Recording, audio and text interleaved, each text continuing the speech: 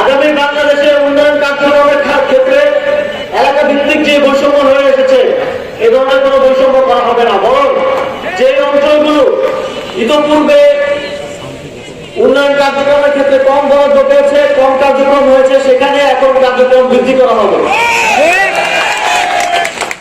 সিল্কোর silk and shine, যাতে আছে argan oil ও ওট প্রোটিনের গুডনেস, যা আপনার চুলকে রাখে হেলদি অ্যান্ড শাইনিং।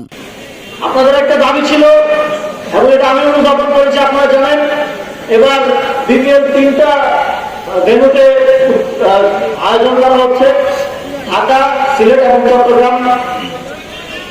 আমি আপনাদেরকে নিশ্চিত করতে চাই আমরা উত্তরবঙ্গে একটা আন্তর্জাতিক মানের স্টেডিয়াম করার উদ্যোগ গ্রহণ করব এবং আশা করি আগামী বছরের বিপিএল আমরা উত্তরবঙ্গে আয়োজন করতে পারব। আপনারা জানেন জুলাই গণঅভ্যুত্থানের এত রক্তের বিনিময়ে আমরা যে স্বাধীনতা পেয়েছি, সেই স্বাধীনতাকে দীর্ঘমেয়াদে যাতে দেশের জনগণ ভোগ করতে পারে, সেজন্য সরকার সকল সেক্টরে সংস্কার কার্যক্রম গ্রহণ করেছে।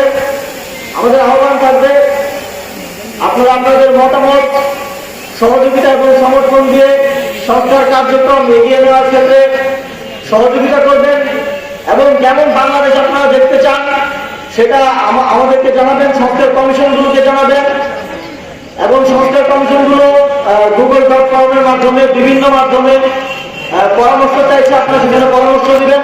বাংলাদেশের মানুষ যেমন বাংলাদেশ চায়, আমরা ঠিক সেরকম বাংলাদেশ গড়ে নিয়ে যেতে চাই।